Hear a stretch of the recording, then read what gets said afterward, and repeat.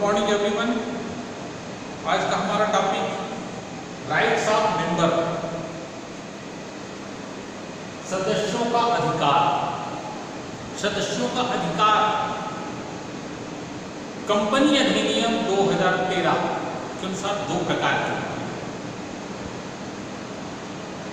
पहला individual rights और second grouping rights. जब कंपनी अधिनियम ने कंपनी सदस्यों को कुछ राइट दिया है तो स्वाभाविक है उनके कुछ लायबिलिटी भी रहती है, जिसको हम सदस्यों का दायित्व इस रूप में जानते हैं। तो आज हम उन दोनों की चर्चा करेंगे। First, rights of member.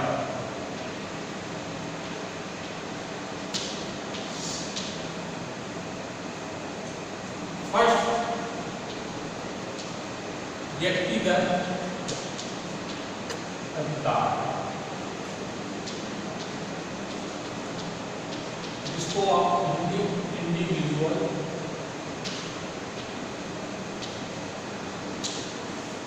Rights.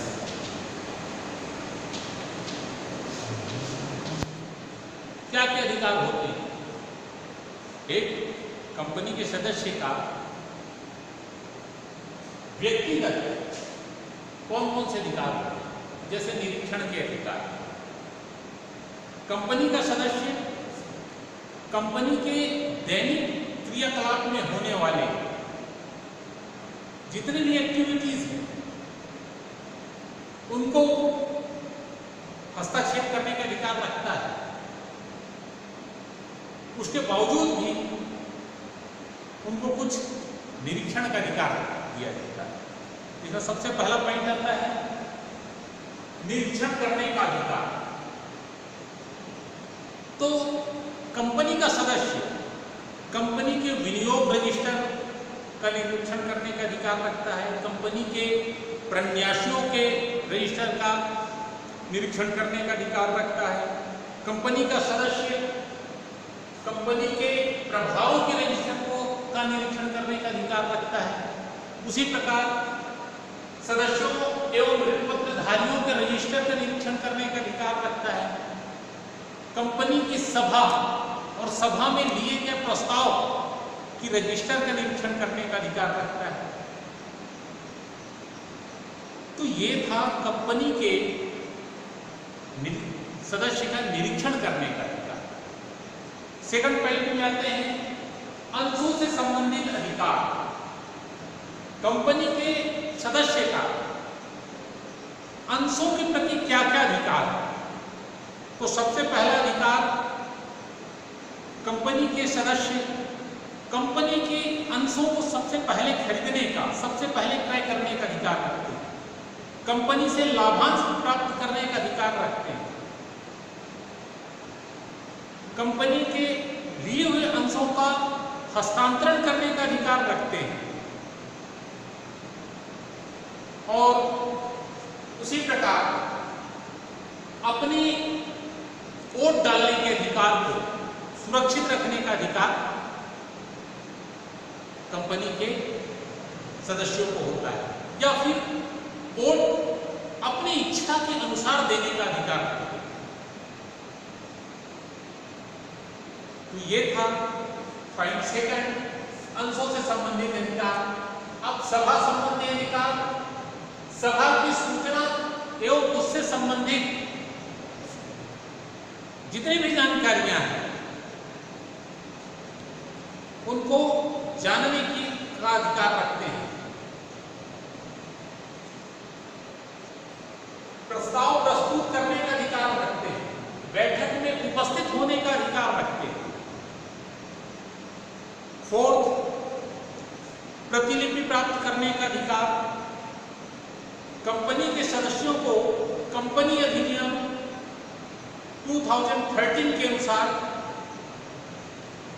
Rights of copying दी हुई है या प्रतिलिपि प्राप्त करने का अधिकार दी हुई है, लेकिन ये अधिकार कंपनी के सीमा नियम और पार्षद सीमा नियम, कंपनी के अंतर नियम में स्पष्ट उल्लेख रहता है कि कंपनी के सदस्यों का क्या क्या अधिकार होगा और एक कंपनी के सदस्य को उसी सीमा में रहकर अपने अधिकार का प्रयोग करना चाहिए।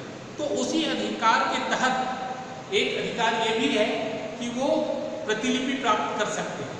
कंपनी में जो बैठक हुई है, बैठक में जो प्रस्ताव लिए गए हैं, उनकी प्रतिलिपि प्राप्त करने का अधिकार रख सकते हैं। कंपनी के अंशों का, कंपनी के सदस्यों के रजिस्टर की प्रतिलिपि प्राप्त करने का अधिकार रख सकते हैं और प्रन्यास की प्रतिलिपि, ऋण पत्रों की प्रतिलिपि, ये सब प्रतिलिपि को प्राप्त करने का अधिकार कंपनी का सदस्य रखता है। नंबर 5, आवेदन संबंधी अधिकार। कंपनी का सदस्य अपने व्यक्तिगत तौर पर इंडिविजुअल राइट्स के तहत आवेदन करने का अधिकार रखता है। फर्स्ट,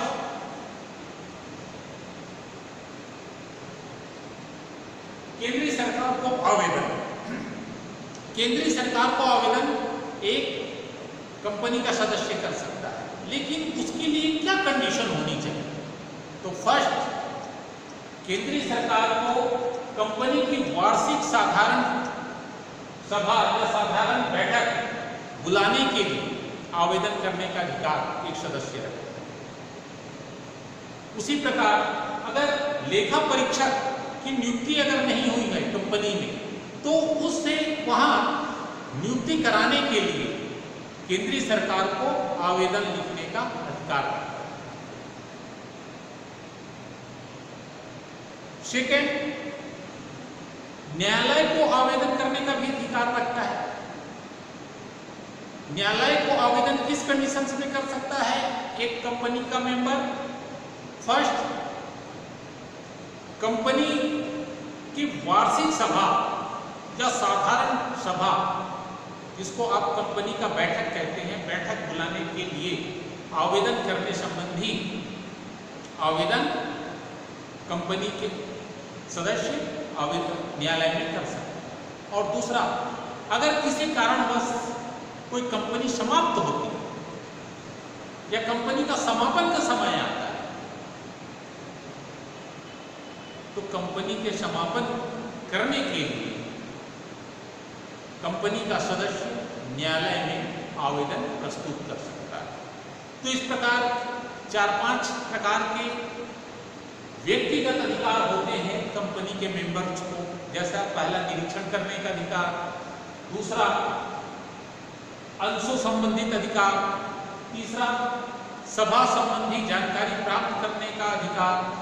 चौथा, प्रतिलिपि प्राप्त करने का अधिकार।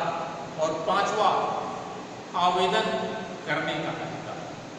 ये एक कंपनी का सदस्य व्यक्तिगत रूप से कर सकता है। इसमें और कंपनी के बाकी सदस्यों को एकत्रित करने की या एकत्रित करने की आवश्यकता नहीं पड़ती। ये उसके व्यक्तिगत अधिकार है। लेकिन कंपनी का सदस्यों का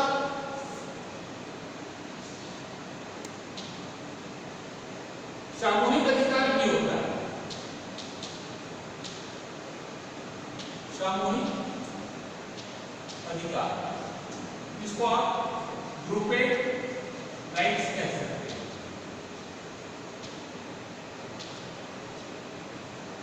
सामूहिक अधिकार, कंपनी के सदस्यों का सामूहिक अधिकार क्या होता है? जब कंपनी का एक सदस्य और भी सदस्यों को एकत्रित करता है या और भी सदस्यों को एकत्रित करने की आवश्यकता पड़ती है, चाहे वो किसी निर्णय पे हो, चाहे किसी क्रियाविधि की विचार या क्रियाविधि की रूपरेखा तैयार करने को हो, तो उसे हम कहते हैं सामूहिक अधिकार। अब ये जानना जरूरी है कि कंपनी के सदस्य का क्या सामूहिक अधिकार होता है। तो जनरली इसमें 3 प्रकार के अधिकार होते हैं। फर्स्ट, साधारण बहुमत वाले सदस्य, तो सदस्यों का अधिकार। सेकंड, पूर्ण बहुमत वाले सदस्यों का अधिकार। और उसी प्रकार तीसरा होता है अल्पमत वाले सदस्यों का अधिकार। तो सामूहिक अधिकार तो होता है साधारण बहुमत वाले सदस्यों का अधिकार। साधारण बहुमत वाले सदस्यों का क्या अधिकार होता है? साधारण बहुमत वाले सदस्य कंपनी की पार्षद सीमा नियम, कंपनी के पार्षद अंतर नियम को देखने का, उसको बदलने के लिए विचार करने का अधिकार रखता है।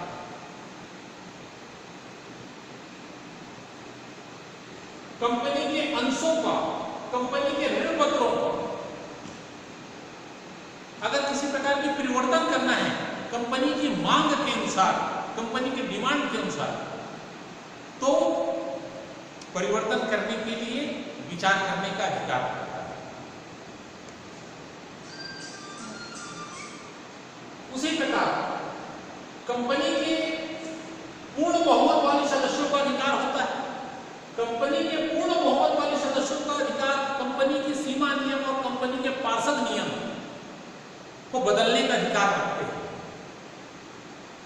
कंपनी की अगर आवश्यकता महसूस होती है कि अपने पार्षद नियम और अपने अंतर नियमों को बदलना चाहिए, तो पूर्ण बहुमत वाले सदस्य बाकी सदस्यों की सहमति से कंपनी के पार्षद नियम और अंतर नियम को बदल सकते हैं। कंपनी के अंशों को, कंपनी के ऋण पत्रों को अगर आवश्यकता पड़ती है तो उसे भी परिवर्तित कर सकते हैं। कंपनी के लिए अंकेक्षक, कंपनी के लिए संचालक, इसकी नियुक्ति करवा सकते हैं और समय पड़ने पर कंपनी के संचालकों, प्रबंध संचालकों को बदलने का भी अधिकार रखते हैं, उनको परिवर्तित करने का भी अधिकार है। उसी प्रकार जब साधारण बहुमत वाले और पूर्ण बहुमत वाले सदस्यों को अधिकार प्राप्त होता है, तो अल्पमत वाले सदस्य भी होते हैं कंपनी में, उन अल्पमत सदस्य वाले सदस्यों का भी अधिकार होता है। वो किसी भी प्रकार की सभा में सम्मिलित होकर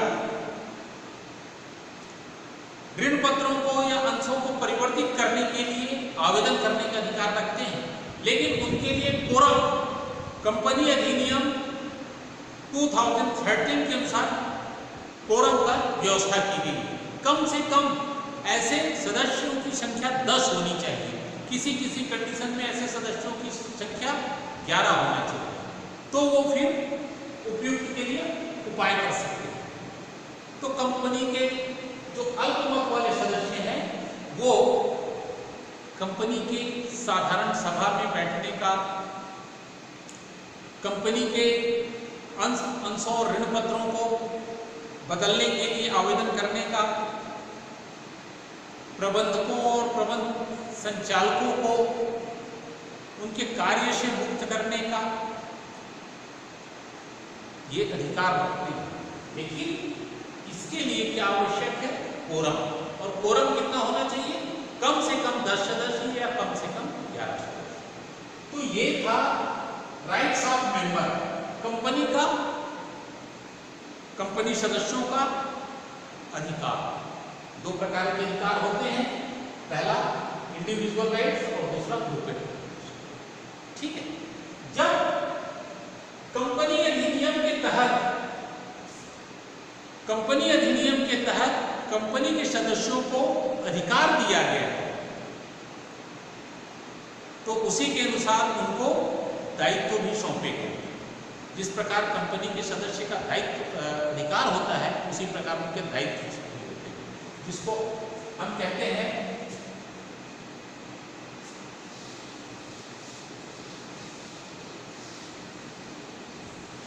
लायबिलिटी।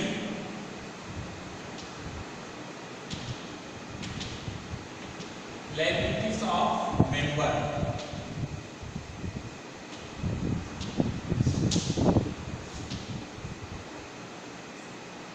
एक कंपनी मेंबर की क्या लायबिलिटी होती है? सबसे पहला,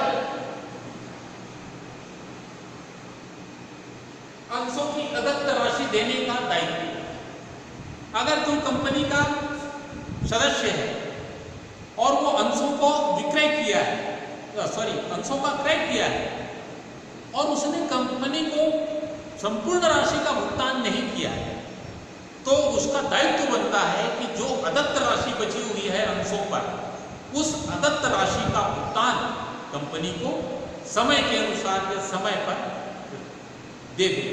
तो एक ये इसका अधिकार हो, कर्तव्य हो, दायित्व हो। दूसरा, गारंटी देने का दायित्व। कई प्रकार की कंपनियां रहती हैं, कुछ अंशों वाली होती हैं, कुछ गारंटी वाली कंपनियां होती हैं। तो जो गारंटी वाली कंपनियां होती हैं, उसमें कंपनी का सदस्य गारंटी दिया होता है, तो उस गारंटी को पूर्ण करने का दायित्व एक कंपनी के सदस्य को होता है। ठीक है। थर्ड, 1 वर्ष का दायित्व। कंपनी का सदस्य जो कंपनी के समापन के समय कंपनी के लिए गारंटी देने का अधिकार रखता है, तो उसी प्रकार उस गारंटी को पूरा करने का दायित्व भी होता है। कंपनी का सदस्य